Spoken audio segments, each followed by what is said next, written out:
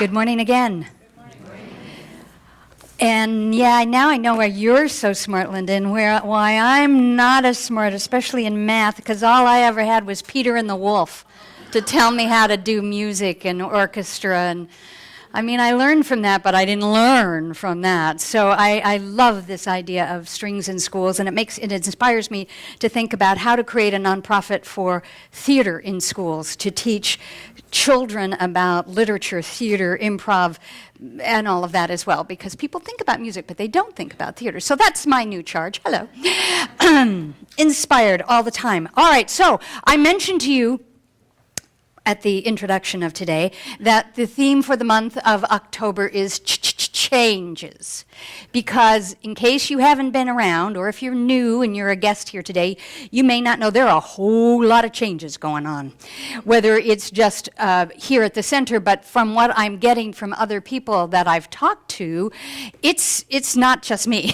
There are changes everywhere. And so for me, the work that I've been doing regarding my own particular change, I've been inspired by 3 books that I'm referencing today, and we'll reference again some more on October 18th for my talk then. And today's talk is titled Adjust, Adapt, Amend.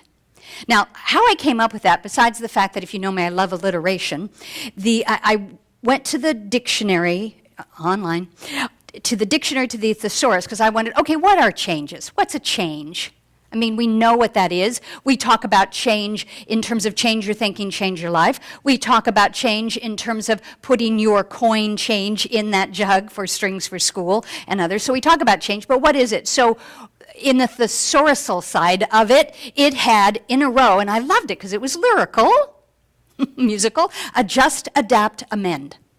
And I thought that's what we're doing when we are in the process of changing or having to change. Adjusting is to acclimatize oneself, adapt to, get accustomed to. It goes on to modify, alter, tweak, change, readjust, convert, restyle, refashion, remodel, reshape, all these rewords. I love rewords.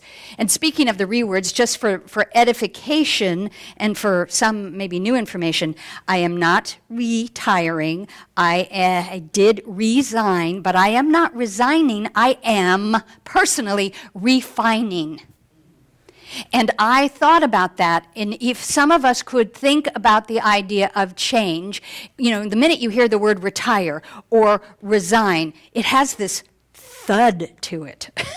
And for me, personally, as well as I think science-mindedly, change is a fluid thing. It is not a black and white thud. It's a flow. That's why we talk about go, you know, that crazy thing, go with the flow, you know, that we used to have in the 80s or whatever it was that we said it. Change really is a fluid activity. It is not about static choices. And that's why I loved even the quote you read, Reverend Lisa, from the book about the art of uncertainty. That's really about this. This is change, being flexible, coming to have fun with it, allowing oneself to flow with the changes, to flow with the reshaping, revamping, reworking. I like this one, rejig. I think that's for my Irish nature. So I'm doing a rejig, you know. Reorganizing, et cetera, amend, alter, revise, all of that is about these changes that we're either going through directly or we're witnessing.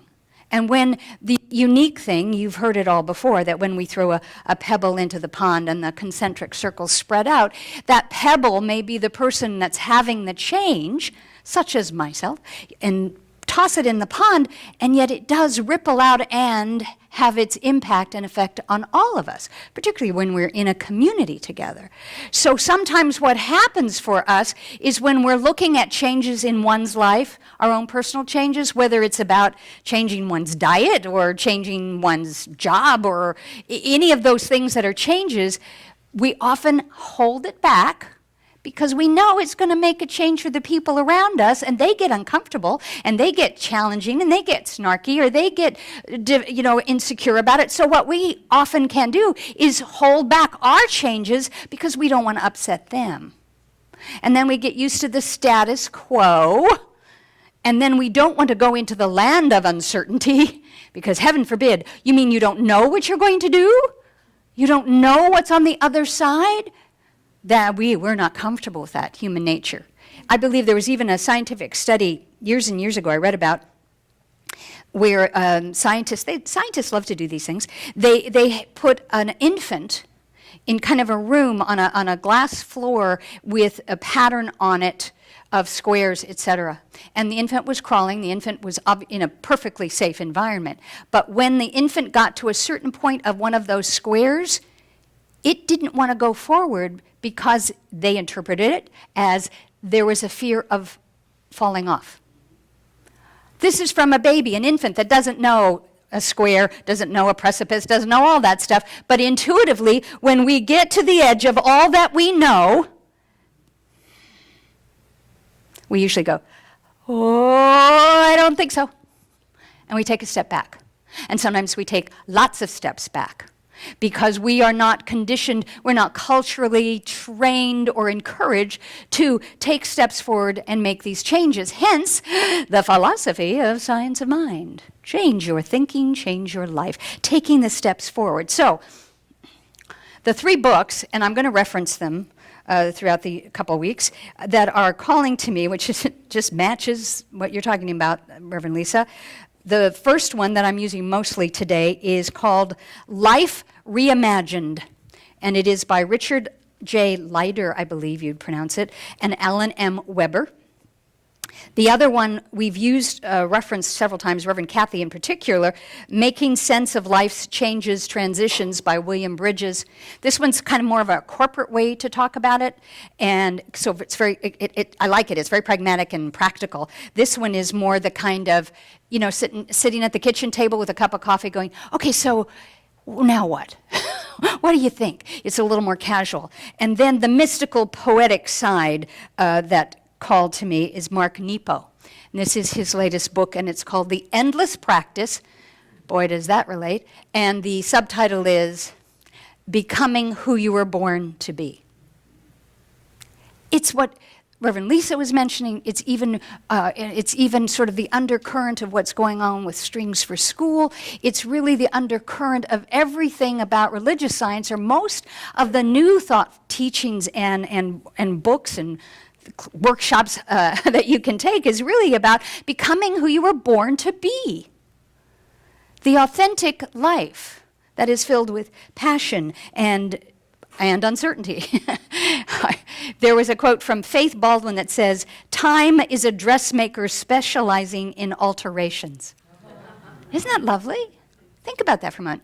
Time is a dressmaker specializing in alterations. And if you go back to my original definitions, alteration is about a change. It's an adjustment. It's tweaking. It's reworking. It's refining. So if we could think of ourselves as being this wonderful garment in this life, this garment of who we are, wrapping around this great gift of life, and that time is our dressmaker, always giving us alterations, we know that there's flux and change. We know that we can also then adjust and tweak our outfits to what we want, with the alterationist called time, or the other alterationist that I call creativity and passion. Moving forward into our greater idea. I can't tell who actually wrote the quotes since it was co-written, so I give credit to both of the gentlemen for this. If you're doing something that you're not totally committed to, if you're doing something that you're not totally passionate about, you're compromising yourself every day. Now, you know that I spent the first 3 to 4 months of this year talking about passion. Thank you, Mr. Lavoie, Greg Lavoie. Callings, vital signs, passion. And indeed, that was part of the pull for me, was to look at where are the passions, what is it that I was meant to be, where is the authentic self, and now I have this book about how to discover your new life possibilities. And I gave great pause to whether or not I was going to talk about, over the next couple of weeks, talk about my journey, because it's like, partly I'm basically very shy, and that's very private, but the other part was, I don't want this all to be about me. And then I thought, well, yes, and. what I am walking through, what I am facing, what challenges that I have, I believe are significant and reflect things that you're facing and challenging in your life. So part of my charge will be to share the vulnerability of the process I'm walking through, in hopes that you will see a spark of something that will remind you of your authentic self, that will give you the passion and the permission. Ooh, maybe that should be my next title. Note to self, passion and permission. The passion and permission to be the authentic you, to be who you were born to be. And now I know I'm sitting with a room full of people lovingly over the age of 21. Except for Maisie. And so some of us might be saying, yeah, fine, come on, I'm retired. I mean, why? That's for the young whippersnappers. Do they still say whippersnappers? I don't know. I don't know what the current version is. That's for the millennials or the X generation or whatever. Generation X? What I've been saying all year long, even before I heard it myself, was that we must follow our passion. Instead of just filling time, we want to fulfill time. Fulfill that calling. And so whether or not you're still in the workday world or school or in the middle of something and you haven't been following your passion because you got to the edge of that thing and you went, oh, I don't know what's on the other side. I don't know how it's going to impact everybody else. I think I'll just stay where I am. It's kind of comfortable. It's kind of nice. Because you have to, the real challenge is when your life is really pretty good, things are nice, pretty even. Yeah, there are difficulties and there's sadnesses and things, but basically your life is good. There's a part of you that goes, well, why do I want to stir things up? Now, when one is in pain, and I usually mean that in terms of emotional or spiritual pain, but sometimes it is physical, when one is in pain and the pain is like pulling you, you feel that you need to make a change. That's why some people, when they find out, this book is filled with case histories and testimonials, and there's one gentleman in there who, I think he was 300 pounds plus, and he was a truck driver. And partly he was being charged for his health to make a change in his diet and his lifestyle. Concurrently, something within him had the wisdom to try and examine what is it that calls to him, what is his passion, in addition to taking care of his health and his well-being. And his passion is dancing. So he changed his life, his diet, his plans, etc., so that he began to lose some weight. But more than that, he began to teach dancing. Now, he even references it. He said it's kind of amusing. People kind of aren't too sure how to put that for a 300-pound truck driver teaching dancing. And I thought, wow, that's a wonderful thing, because you don't picture someone like that teaching dancing. And so he still works as a truck driver. That's his income, his basic income. And he still does his route, whatever it is, during the week. And then he comes back every weekend so that he can teach truck driver dancing. And I don't know what it looks like. I may see if there's a video of it, because I'd love to see this guy, because I guarantee that this gentleman has the fire of God in him to do that. It's not about, is he clumsy or can he, will he? I'm not looking from that sense. I know that if a 300-pound truck driver decided to transform his life, to refine his life, that to find his passion, it has to come from the heart of his authentic being. And if he can do that, I can do that. Or whatever other stories are in here. As I said, it's filled with testimonials about people coming to that place in their life, looking at their life saying, yes, and I know there's something more. I know there's more to give. There's more to share. There's more to experience. There's more. And so stepping up to this place, I love the fact that Reverend Dennis Merritt Jones titled the book, The Art of Uncertainty. Because we all know how to be uncertain. We all know how to do, what if, I don't know, and what should I do? All those questions, that monkey mind. I was so glad that John Boyle asked us to turn off our monkey minds this morning in contemplation, because mine was having a party. Today it's just, the cacophony in here was loud. So I paid attention to you. I took the knob and I was like, kind of the way that I asked, Chris and Carl to kind of fade out the music. I was like, monkey mind, I'm sorry. John said I have to do that. I am turning up the God voice within me. Oh. And in that moment, I knew all was well.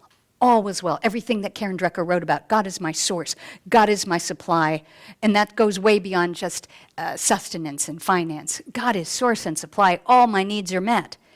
And yes, probably 30 seconds, 60 seconds after that, the little monkey mind went, knock, knock. Oh, but I forgot to tell you about, breathe. And then get still, and then John would say another word, or the music, or we were in silence, and then it was like, oh, yes, yes, yes. By the way, did you know there's a time frame going on, and there's a calendar and a clock ticking, and you have things to do and people to answer to, and blah, blah, blah. It's like, yes, and? So we walk through these ideas, these opportunities in life with all of the skill set and the tools, especially if you're a religious scientist, to be able to navigate them.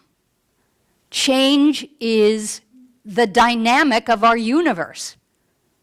Nothing, no thing is static. Right now, boom, you're not the same person you were when you walked in. Now, I don't have a scientific microscopical thing to tell you why, what cells changed or what thoughts change, and those thoughts that change either by something I said or something you heard, those thoughts changed your chemical nature of your being, which then changed the outpicturing and the demonstration, etc. I don't have the infinitesimal tools by which to freeze frame that and show you the difference that you made by changing your thought. Some of that you're going to have to rely on faith and trust.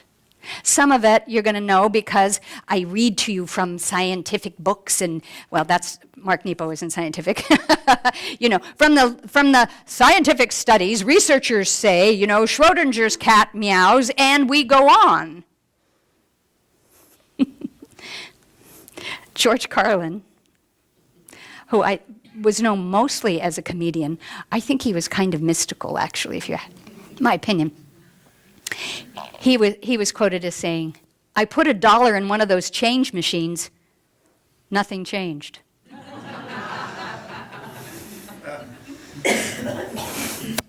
And that's kind of how I think we function, whether we're conscious about it or not.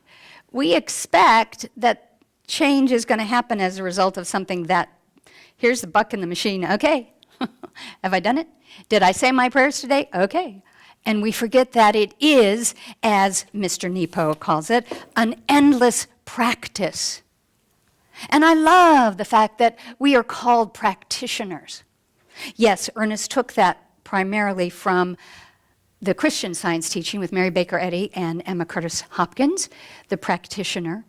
That's usually when it's done. Sometimes now it's become a little bit more commonplace in the medical arena as a medical practitioner, nurse practitioner.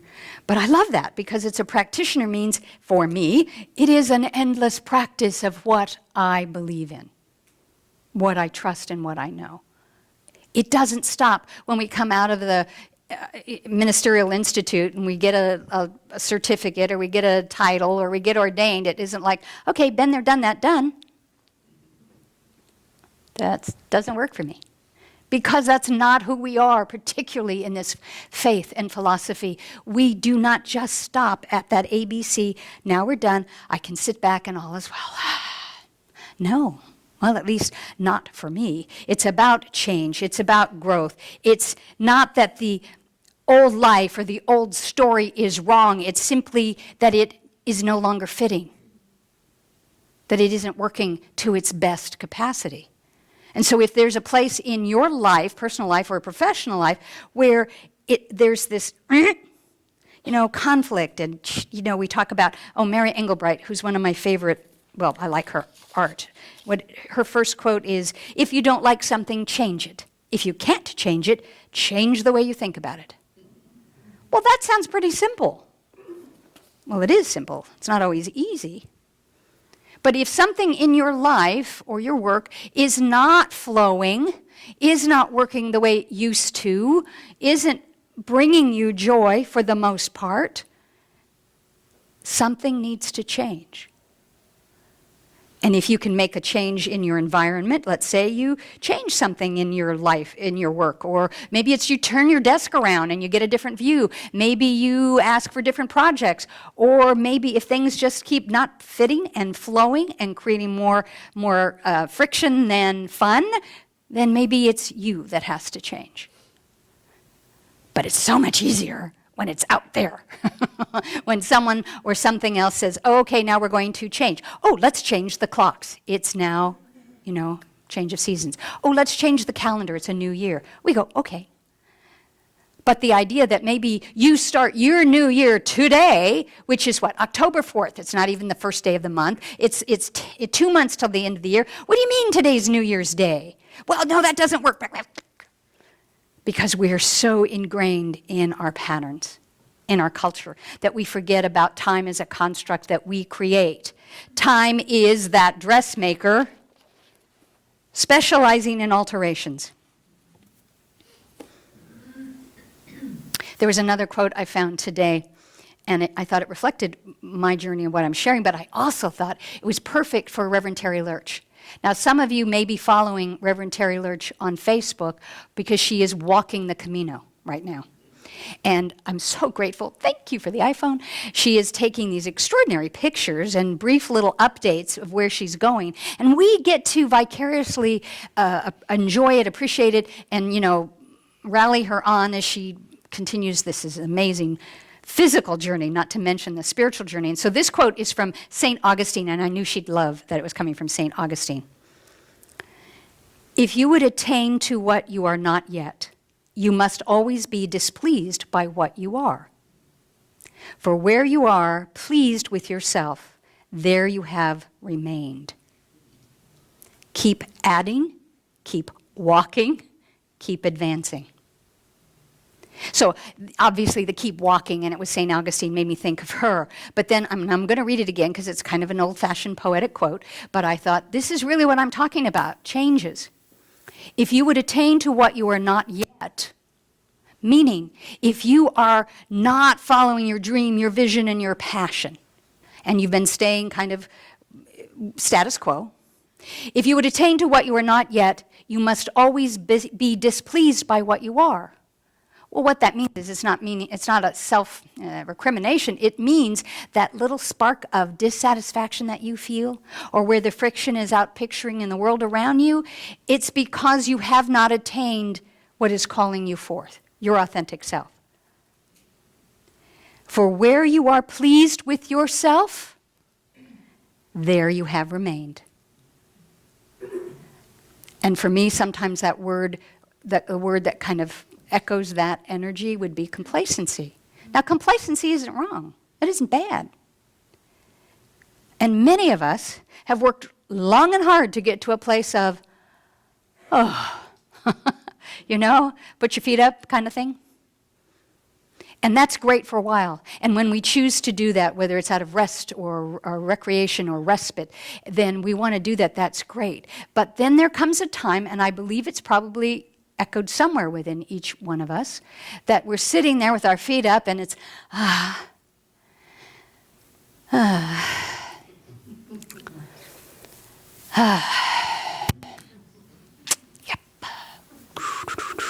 Yeah, it's like, and there's a slight restlessness, or as St. Augustine refers to it, slight displeasure, because you are the beloved in whom God is well pleased. You are the vibrational equivalent of spirit, energy, call it what you will, and everything about this life vibrates and changes.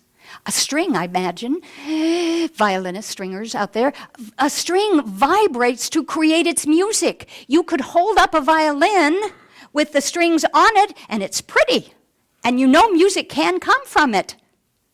But until you start to bow, is that right? Thank you. Until you start to, or pizzicato, surprised you there.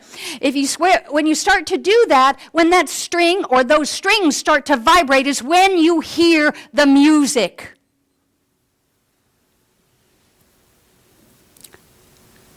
I hear music. There are strings vibrating here within this center within me. And there's a music. Right now it sounds like a distant siren's call, but there is something that is calling this center to that sweet music, the song we may not know yet. We may not even know the words. And frankly, I don't think you want it to be a song you're really familiar with that you could sing in your sleep. Because change doesn't call us forth for that, because that comes back to putting your feet up going, oh yeah, I know that one. Yeah, I got that one. Mm-mm. Now, I won't impose that on you.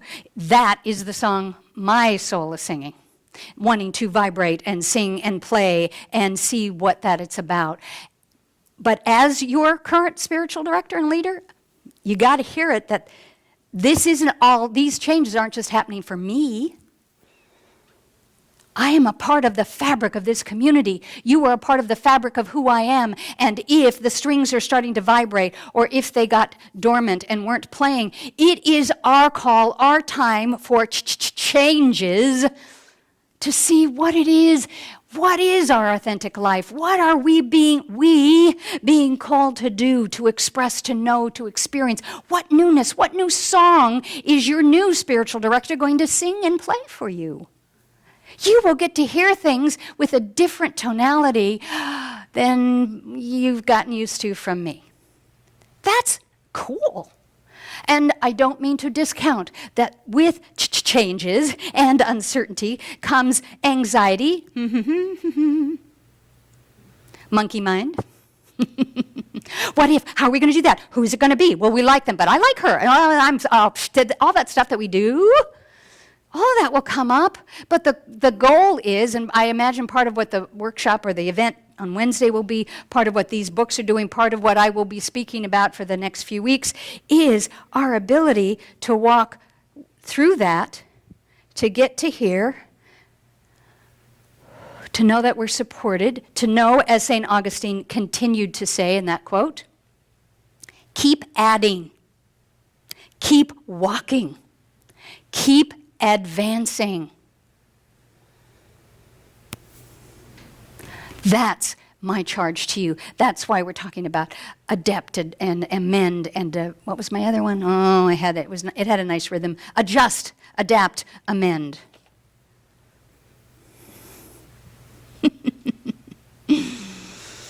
I'm going to have some more tangible points about that when I speak on the 18th.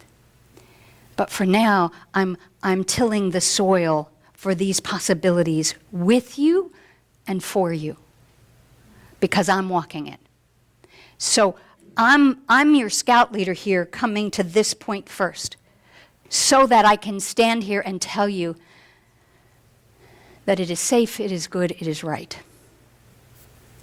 So I'm going to close this out with a more humorous quote, because that's what calls to me, and then I'll take us into prayer. George Bernard Shaw writes, "The only man I know who behaves sensibly is my tailor." I guess this is kind of interesting that we have two kind of sewing quotes. "The only man I know who behaves sensibly is my tailor. He takes my measurements anew each time he sees me. The rest go on with their old measurements and expect me to fit them." Well, that applies to all of us.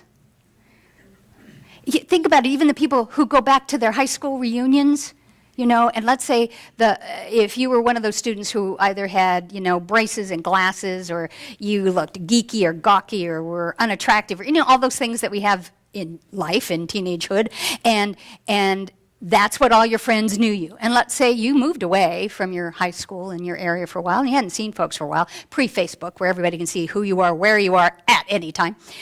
And you go back to the reunion, and people really want to come in, and they start talking to you and use the same nicknames they had for you about, brace, whatever. I don't even like some of the, the negative things. Kids can come up with some negative names, and they call you those things because that's who you were to them.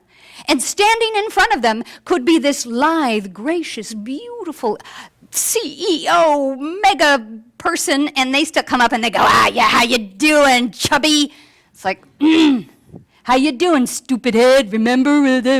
And we we sometimes follow those measurements, those adjectives, those titles and nicknames that we got in and out of our life, because most people don't take the time to be present, be here now, and to take the measurements of who you are anew. Changes. Small, big, medium, flowing, all of that. This extraordinary time that we get to walk and share together is ripe with it. I'm inviting you to court it. I specifically chose that affirmation. I am willing to be willing to change. Because I know it ain't always easy, and I know some of us we hold on. We hold on. And there's reason for that, and we all have lifetime stories that we could tell why we hold on. I'm asking that if change is not comfortable for you, yourself, or the changes going on here, that in your prayer work you are asking for the willingness to be willing and open to change. Doesn't mean you have to. I'm not going to force you. I'm just inviting you and walking that walk with you, for you, with love.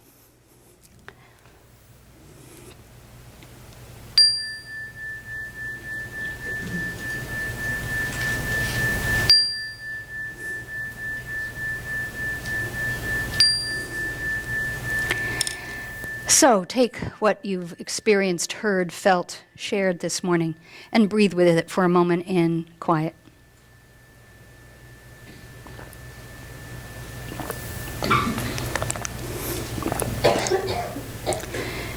Some of what you've heard or felt may feel exciting to you. I may have tapped into your passion and given you permission. And some of it may make your knees wobble and your heart flutter and your breathing change. Just notice where you are with the idea of change, transformation, transition.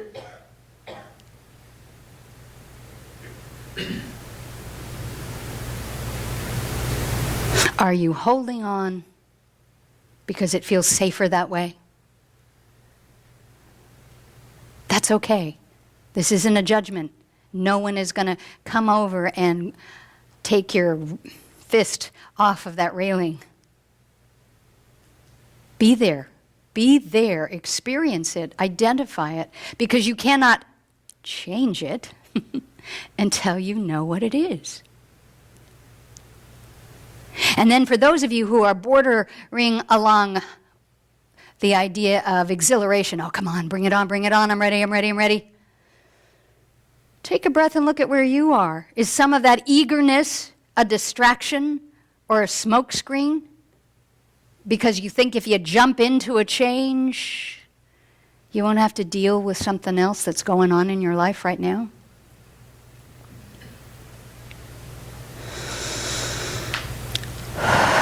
So whichever side of the coin you're on right now, or that line, just walk to the middle in your mind and your heart. Be in what William Bridges talks about in the book, Transitions. Be in the neutral zone for a moment. It's not about the ending, which is sad and releasing. It's not about the new beginning, which might make you a little anxious.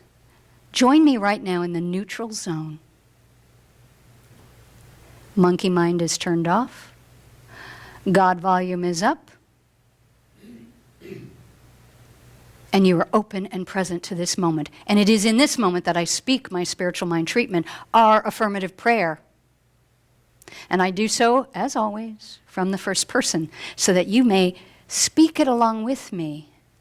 Because now you've let go of the railing, and now you've paused the engine that's revved up, and you've come into this moment, this present time, the neutral zone, the expanded zone of consciousness. And I know without a shadow of a doubt there is only one life.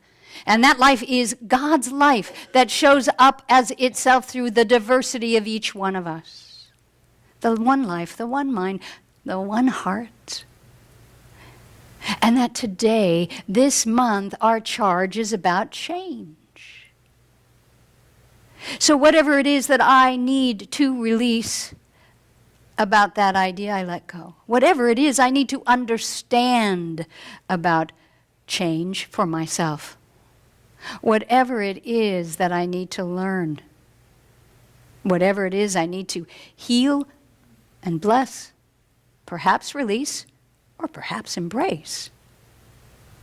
I am willing to make the changes in my life, which start with the changes in my mind, the one mind, capital M, the one mind of God, by which to know my authentic truth, my path, my purpose.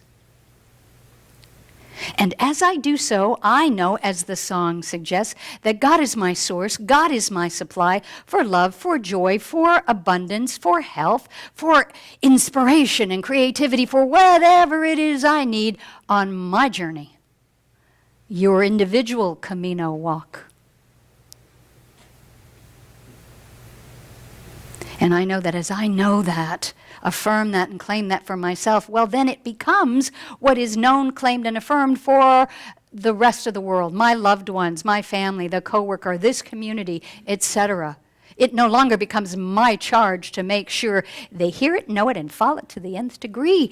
I choose to live it. I choose to be it, and I choose that God supports me in making that true. Wow. Breathe that in again.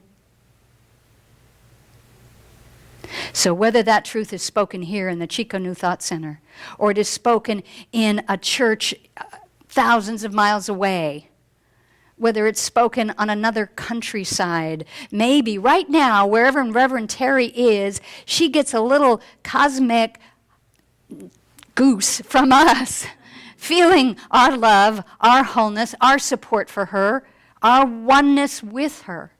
Because all time is now, we are one. Breathe that in. Claim it. Allow it. And now, presto, changeo, let it go. Let it go. Surrender all of that. Don't even try and control or hold on to the prayer. Let it go. And let God. So that is the affirmative prayer for today. This is what I know, claim and accept for myself and for this community. Thank you, Spirit. Thank you, Life. Thank you, Mother, Father, God, for being. Thank you, God, for being God. I am grateful. I now confidently, lovingly, and enthusiastically release this, let it be, and I ask that you join me as we say together, and bingo. Amen.